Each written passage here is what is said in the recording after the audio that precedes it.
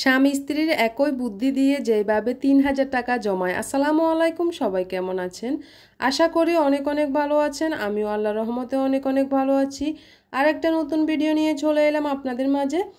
আজকে আমি সকাল থেকে ভিডিওটা শুরু করছি। সকালে যে নাস্তা তৈরি করতেছি রুটি, তো রুটিটা তৈরি করার পরে আমি আপনাদেরকে দেখাবো যে স্বামী স্ত্রীর একই বুদ্ধি দিয়ে যেভাবে ৩,০০০ টাকা জমাইছি আমি, সেটাই আজকে আপনাদেরকে দেখাবো আমি। তার আগে নাস্তাটা তৈরি করে নিয়ে দেখতে পাচ্ছেন এখানে সকালের নাস্তার রুটিগুলো আমি তৈরি করে নিচ্ছি। তারপর খাওয়া দাওয়ার পরে আমি অন্য কাজ করব। এখানে খাওয়ার পরে আমি যে প্লেট কাপগুলো ধোয়ার বাকি রয়ে যায় ওগুলো সাথে সাথে আবার ধোয়ার চেষ্টা করি, সাথে সাথে ধুয়ে আমি আবার সুন্দর জায়গায় রেখে দিই যেখানে রাখার। সব কাজ কিন্তু আসলে একটা দাফে দাফে যদি করে নিয়ে থাকে তাহলে কাজগুলো খুবই সুন্দরভাবে করা যায়। আমি প্রতি সময় একেবারে সকালে সকালে ঘুম থেকে উঠে নাস্তা তৈরি করে আমার যেটার পর যে কাজগুলো করার থাকে সেগুলো আমি দাপে দাপে করে নিই সুন্দরভাবে। তাহলে কিন্তু কাজটা আর পড়ে থাকে না, সুন্দরভাবে সব কাজ শেষ হয়ে যায় টাইম মতো। আর আমি সব সময় চেষ্টা করি একেবারে এক ধাপে কাজগুলো করে তারপর রেস্ট নেওয়ার।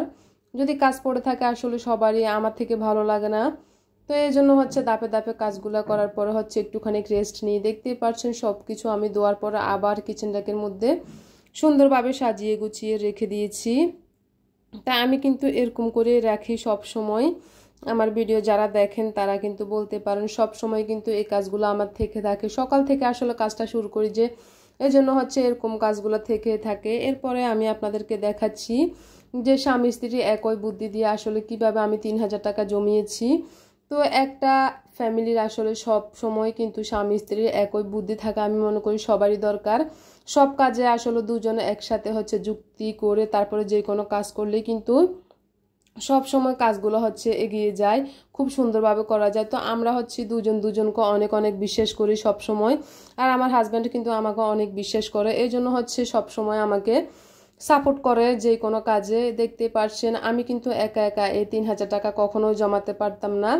তো ও আমাকে নিজে দিয়েছে এগুলা জমানোর জন্য। যে আসলে আমরা প্রত্যেকটা মেয়ে চাই যে কোনো একটা স্বপ্ন পূরণ করার জন্য, যে কোনো একটা বাসার কোনো কিছু একটা কেনাকাটা করার জন্য, এটা কিন্তু সবাই চায় আমরা।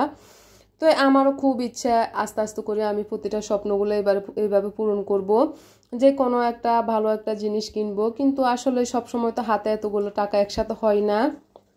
এই জন্য এই ব্যাংকটা আমাদের খুবই প্রয়োজন সব সময়, কিন্তু সবার জন্য আমি মনে করি।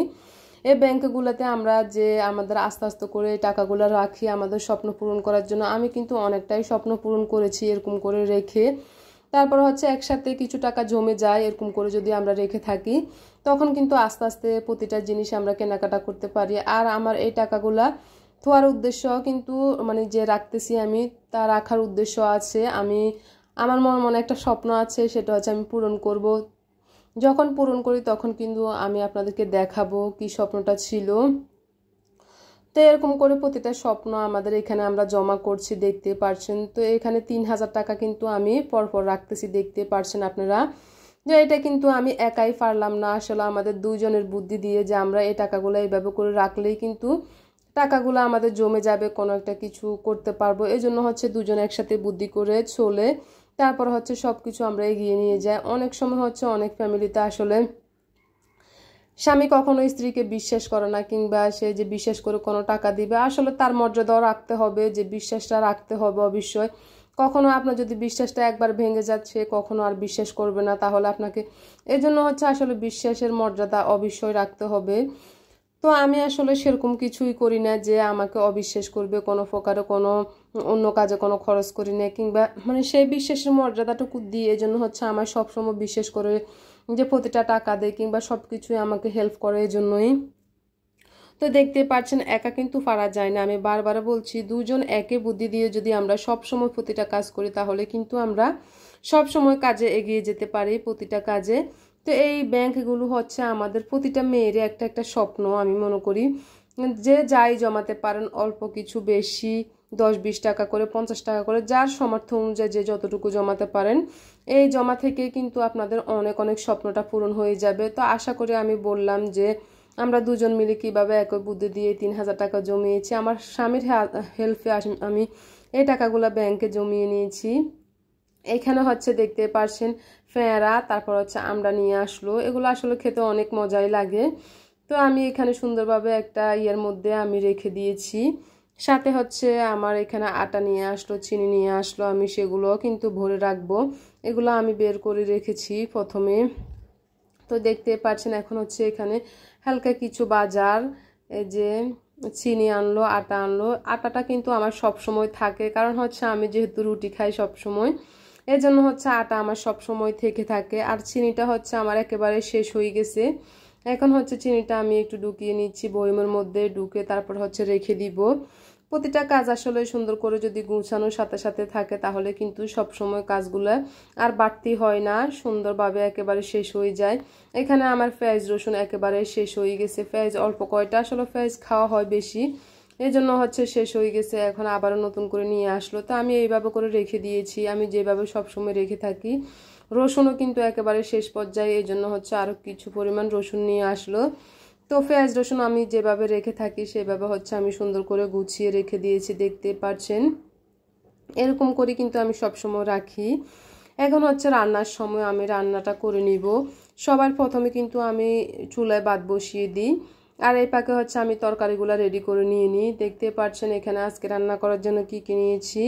এখানে আমি নিয়েছি ট্যাংরা মাছ নিয়েছি, এই যে ট্যাংরা মাছে কিন্তু ডিম আছে। তো ট্যাংরা মাছগুলো আমি ধুয়ে পরিষ্কার করে নিলাম। এখানে হচ্ছে কাঁচা পেঁপে রান্না করব আজকে। কাঁচা পেঁপে দিয়ে হচ্ছে এই যে চিংড়ি মাছ দিয়ে রান্না করব, এটা কিন্তু অনেক মজাই হয়। তো আমি সব কিছু মোটামুটি রেডি করলাম। এখন হচ্ছে আমি পেঁপে রান্না করব। তো চিংড়ি মাছগুলো আমি দিয়ে দিয়েছি, এই যে মশলাটা কষিয়ে নিয়ে পরিমাণ মতো পানি দিয়ে এখন ঢাকনাটা দিয়ে দিলাম। কিছুক্ষণ পর কষানোর পরে হচ্ছে আমি এই যে পেঁপেগুলো দিয়ে দিচ্ছি। আমি আসলে যেরকম করে রান্না করি জাস্ট ওইরকম আমি আপনাদেরকে সব সময় দেখাই। যেদিন যাই রান্না করি আসলে কোনো আমার মনে দ্বিধাবোধ নেই যে আমি আজকে ভালো কিছু রান্না করব, ওটা ভিডিও করব। আমি একেবারে নর্মাল কিছু হলেও কিন্তু আপনাদের সাথে শেয়ার করি।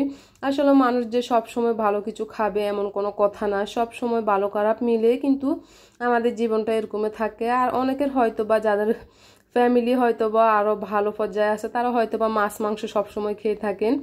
তো যাই হোক, আমি যেটা রান্না করি ওটাই দেখাই। এখানে হচ্ছে ট্যাংরা মাছটা আমি রান্না করছি, দেখতে পাচ্ছেন।